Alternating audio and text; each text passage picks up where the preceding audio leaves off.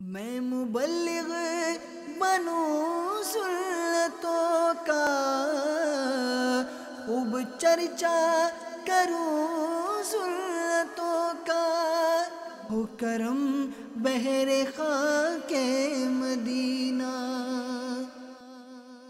अल्हम्दुलिल्लाहि रब्बिल आलमीन वस्सलातु वस्सलामु अला सय्यिदिल अंबियाइ वल मुरसलीन अम्मा बाद फ़अऊज़ु बिल्लाहि मिनश शैतानिर रजीम बिस्मिल्लाहिर रहमानिर रहीम अस्सलातु वस्सलामु अलैका या रसूलल्लाह व अला आलिका व स्वहाबिका या हबीबल्लाह अस्सलातु वस्सलामु अलैका या नबिय्यल्लाह व अला आलिका व अस्हाबिका या नूरल्लाह। প্রিয় প্রিয় ইসলামী ভাইরা ও মাদানী চ্যানেলের দর্শক শ্রোতাবৃন্দ, হুজুরে করিম রউফুর রহিম সরকার দো আলম নূরে মুজাসসাম শফি উমাম সাল্লাল্লাহু আলাইহি ওয়াসাল্লাম ইরশাদ ফরমান, নিয়্যাতুল মুমিনি খায়রুম মিন আমালি, মুমিনের নিয়ত তার আমলের চাইতে উত্তম। তো আসুন আমরা মাদানী চ্যানেলের এই অনুষ্ঠান জান্নাতের চাবি দেখার প্রথমেই নিয়ত করে নেই যে আল্লাহ আযজা ওয়া জাল্লা সন্তুষ্টির জন্য, হুজুরে করিম আলাইহিস সালাতু ওয়াস সালামের সন্তুষ্টির জন্য, নেক হাসিলের জন্য, ইলমে দ্বীন শিখার জন্য, নিজে আমল করার জন্য, অপর নিকট পৌঁছে দেওয়ার জন্য আমরা এই সিলসিলা প্রথম থেকে শেষ পর্যন্ত শ্রবণ করব ইনশাআল্লাহ আযজা ওয়া জাল। দুরুদে পাকের অগণিত ফজিলত ও বারাকাত রয়েছে। আল্লাহর প্রিয় মাহবুব সাল্লাল্লাহু তাআলা আলাইহি ওয়াসাল্লাম ইরশাদ ফরমান, যে ব্যক্তি আমার প্রতি দৈনিক 100 বার করে দুরূদ শরীফ পাঠ করবে, আল্লাহ আযজা ওয়া জাল ওই ব্যক্তির কপালের মধ্যে লিখে দিবেন যে এই ব্যক্তি জাহান্নামের আগুন থেকে এবং মুনাফিকি থেকে মুক্ত রয়েছে। সাল্লু আলাল হাবিব সাল্লাল্লাহু তাআলা আলা মুহাম্মদ সাল্লাল্লাহু আলাইহি ওয়াসাল্লাম। প্রিয় প্রিয় ইসলামী ভাইরা ও মাদানী চ্যানেলের দর্শক শ্রোতাবৃন্দ, আজ বিশ্বব্যাপী অস্থিরতা পরিলক্ষিত হচ্ছে।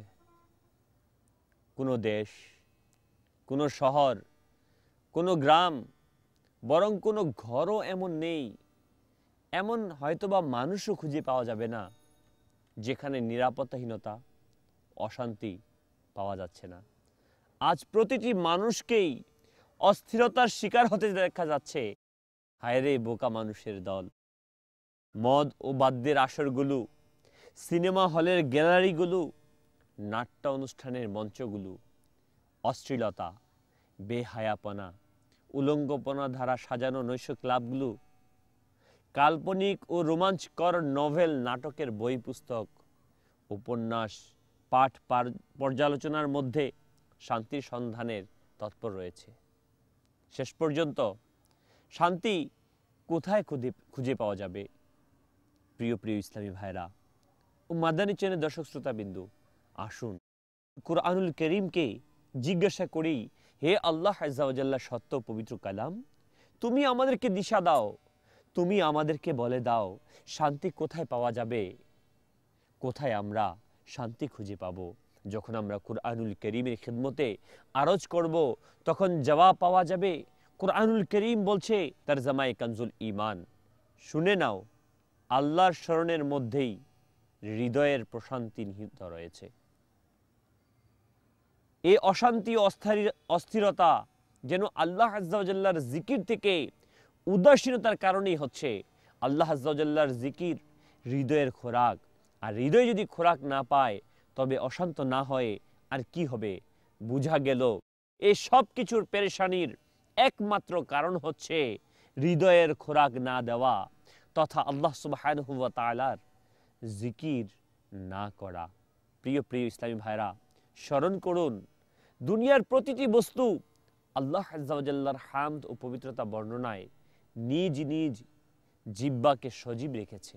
কোরআনে পাকে আল্লাহ সুবহানাহু ওয়া তাআলা ইরশাদ ফরমান তরজমায়ে কানজুল ঈমান, এবং এমন কোনো বস্তু নেই যা তার স্তুতি গান করতে করতে তার পবিত্রতা বর্ণনা করছে না। সুতরাং তদ অনুযায়ী কোনো বস্তুই আল্লাহর তাসবিহ থেকে গাফিল নয়।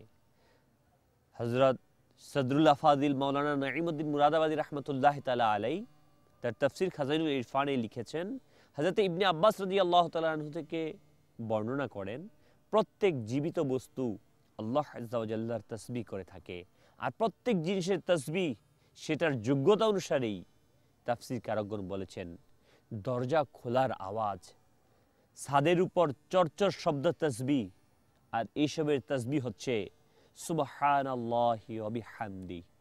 হযরত ইবনে উমর রাদিয়াল্লাহু তাআলা আনহুমা থেকে বর্ণিত তাজেদারে মদিনা রাহাতে কলবসিনা ফয়েজে গঞ্জিনা সাল্লাল্লাহু তাআলা আলাইহি ওয়াসাল্লাম শুকনো কাঠের একটি টুকরোতে হেলান দিয়ে খুতবা দিতেন।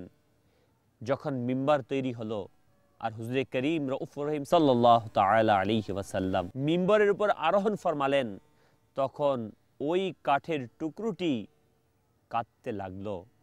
পরম সহানুভূতিশীল আকা হুজুরে করিম সাল্লাল্লাহু আলাইহি সাল্লাম সেটার উপর দয়ার হাত বুলিয়ে দিলেন এবং স্নেহ করলেন ও সান্ত্বনা দিলেন।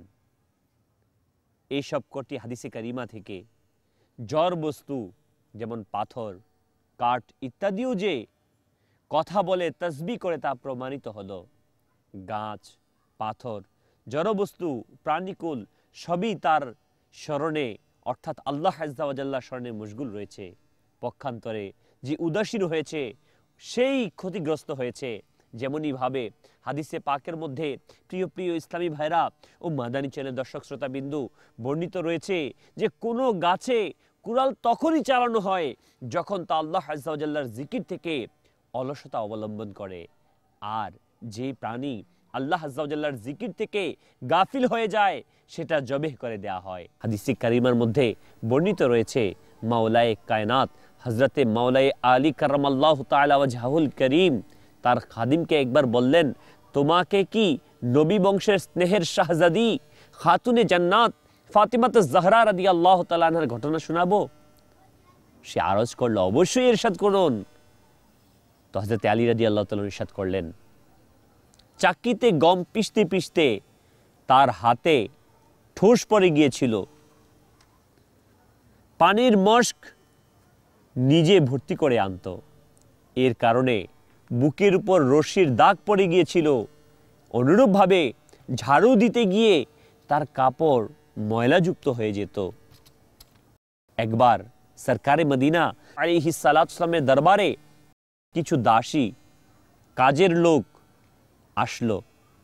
আমি বিবি ফাতিমা রাদিয়াল্লাহু তাআলা আনহাকে পরামর্শ দিয়ে বললাম, এখন তোমার সুবর্ণ সুযোগ, যদি তুমি আপন বাবাজান রাহমাতে আলামিয়ান আলাইহিস সালাতু ওয়াস সালাম থেকে একটা সেবক সেবিকা চেয়ে নাও, তখন তোমার কাজকর্মে খুবই সহজ হয়ে যাবে। সুতরাং ফাতিমা রাদিয়াল্লাহু তাআলা আনহা তিনি চলে গেলেন, কিন্তু লোকের ভিড়ের কারণে কোনো কথাবার্তা বলা ছাড়াই ফিরে আসলেন। পরদিন সরকারে মদিনা সাল্লাল্লাহু তাআলা আলাইহি ওয়াসাল্লাম তার ঘরে সদয় তশরিফ আনলেন আর বললেন, গতকাল তুমি কি জন্য গিয়েছিলে?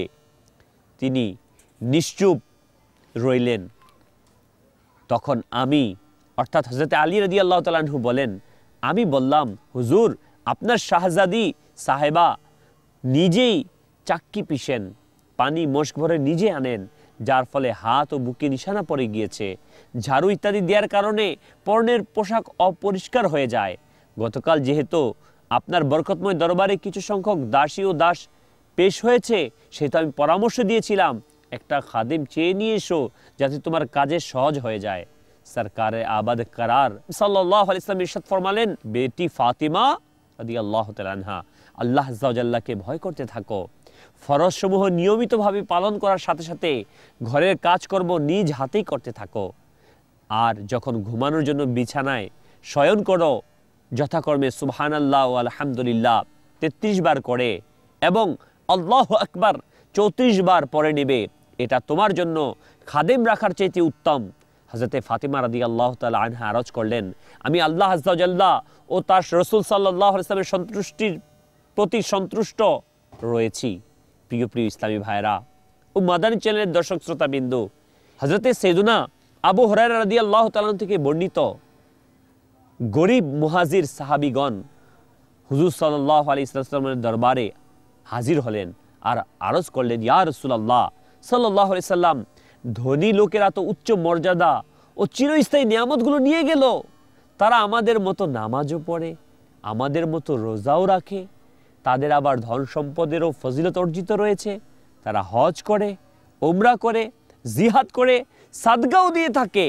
সরকারে মদিনা সাল্লাল্লাহু আলাইহি ওয়াসাল্লাম ইরশাদ ফরমালেন, আমি কি তোমাদের এমন এক আমলের কথা বলে দেব না যার মাধ্যমে তোমরাও তাদের অন্তর্ভুক্ত হয়ে যাবে, যারা তোমাদের থেকে অগ্রগামী রয়েছে, আর তোমরা তাদের থেকে এগিয়ে যাবে যারা তোমাদের পেছনে রয়েছে, আর কেউই তোমাদের থেকে উৎকৃষ্ট হতে পারবে না, উত্তম হতে পারবে না ওই ব্যক্তি ব্যতীত যে তোমাদের মতো আমল করবে। সাহাবায়ে কেরাম আলাইহিমুর রিদওয়ান আরজ করলেন, ইয়া রাসূলুল্লাহ সাল্লাল্লাহু আলাইহি সাল্লাম, অবশ্যই ইরশাদ করুন। হুজুরে করিম সাল্লাল্লাহু আলাইহি সাল্লাম ইরশাদ ফরমালেন, তোমরা প্রত্যেক নামাজের পর 33 বার করে তাসবিহ অর্থাৎ সুবহানাল্লাহ, তাহমিদ আলহামদুলিল্লাহ ও তাকবীর আল্লাহু আকবার পড়তে থাকো। হযরতে আবু সালেহ, যিনি হযরতে আবু হুরায়রা রাদিয়াল্লাহু তাআলা থেকে বর্ণনা করেছেন, তিনি বলেন যে হুজুরে করিম সাল্লাল্লাহু আলাইহি সাল্লামকে তাসবিহ, তাহমিদ ও তাকবীর পড়ার নিয়মাবলী সম্পর্কে জিজ্ঞাসা করা হলো।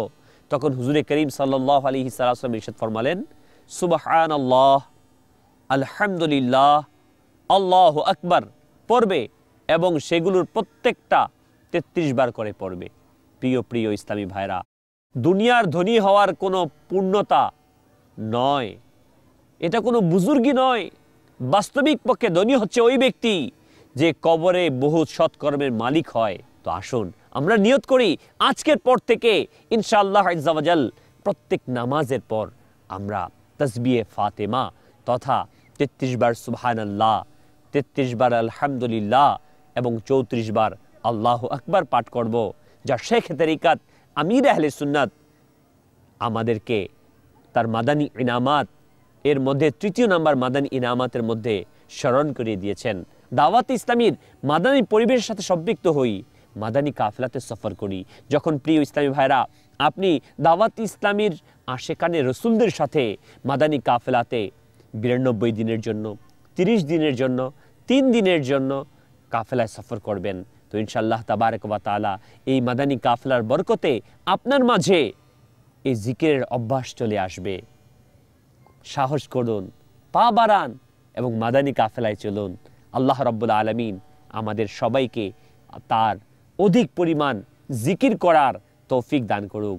সৌভাগ্যবান ওই ব্যক্তি যে সদা সর্বদা নিজের জিহ্বাকে আল্লাহ সুবহানাহু ওয়া তাআলার জিকিরের মধ্যে সতেজ রেখেছে, আর দুর্ভাগা সেই ব্যক্তি যে আল্লাহ তাবারক ওয়া তাআলার জিকির থেকে গাফিল রয়েছে। তো আমরা কেউ দুর্ভাগা হতে চাই না। আসুন আমরা সকলেই সৌভাগ্যশালী হওয়ার জন্য, আল্লাহ সুবহানাহু ওয়া তাআলার নিয়ামতকে অর্জন করার জন্য আল্লাহ তাবারক ওয়া তাআলার জিকিরে মশগুল হই, দাওয়াত ইসলামীর মাদানী মহলের সাথে সম্পৃক্ত থাকি। আল্লাহ সুবহানাহু ওয়া তাআলা আমাদের সবাইকে মাদানী মহলের সাথে সম্পৃক্ত হয়ে আল্লাহ তাবারক ওয়া তাআলার অধিক থেকে অধিক পরিমাণে জিকির করার, তাসবিহে ফাতেমা পাঠ করার, সূরা ইখলাস পাঠ করার, সূরা মুলক তেলাওয়াত করার তৌফিক দান করুন। আমিন বিজাহিন নবিয়্যিল আমিন সাল্লাল্লাহু তাআলা আলাইহি ওয়াসাল্লাম। সাল্লু আলাল হাবিব সাল্লাল্লাহু তাআলা আলা মুহাম্মদ। मैं मुबल्लिग बनूं सुन्नतों का, खूब चर्चा करूं सुन्नतों का, हो करम बहरे खाके मदीना।